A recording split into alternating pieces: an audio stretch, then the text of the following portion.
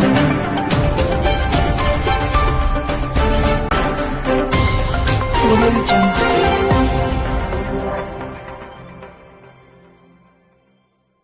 గారు, సిఐ గారు, నేనున్నాను.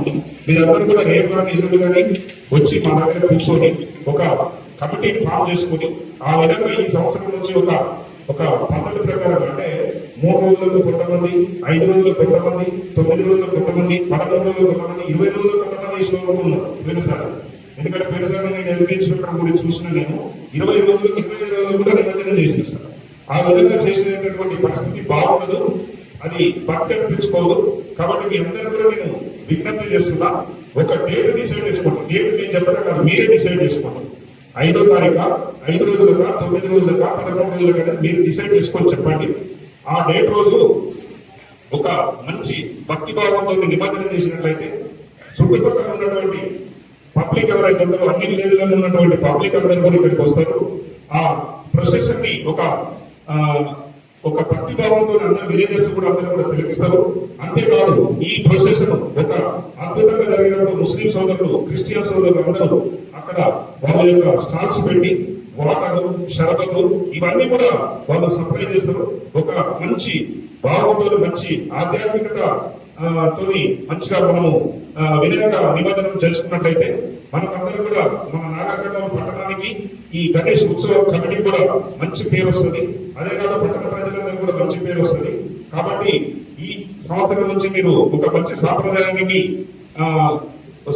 తీసుకొస్తారని చెప్పేసి నేను భావిస్తూ సో మీరు కొంచెం జాగ్రత్త ఉండాలి. మన ఫెస్టివల్ మనం ఖచ్చితంగా అది పెద్దగా సెలబ్రేట్ చేయాలి. ఒక పెద్ద పండుగ, పెద్ద కమ్యూనిటీ అందరికి ఇన్వాల్వ్ చేసి పెద్ద సెలబ్రేషన్ చేయాలి.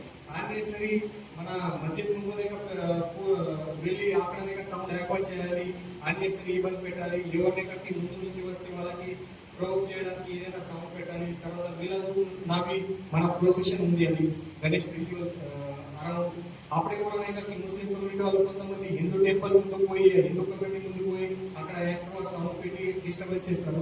ఈ టైప్ లో చేయవద్దు. ఈ టైప్ లో ఏం బెనిఫిట్, ఎవరికి బెనిఫిట్ రాదు. ఇది స్మాల్ 5 minutes 10 minutes ఓన్లీ 10 నిమిషాలు ప్రోగ్రామ్, అది డ్రామా ఉంది. అది తర్వాత ఏం బెనిఫిట్ లేదు. అన్నెసరీ మీకు డ్యామేజ్ అయితే, మన శాంతి భద్రత కష్టం అయితే, అన్నెసరీ ఇన్నోసెంట్ పర్సన్ కి డ్యామేజ్ అయితే.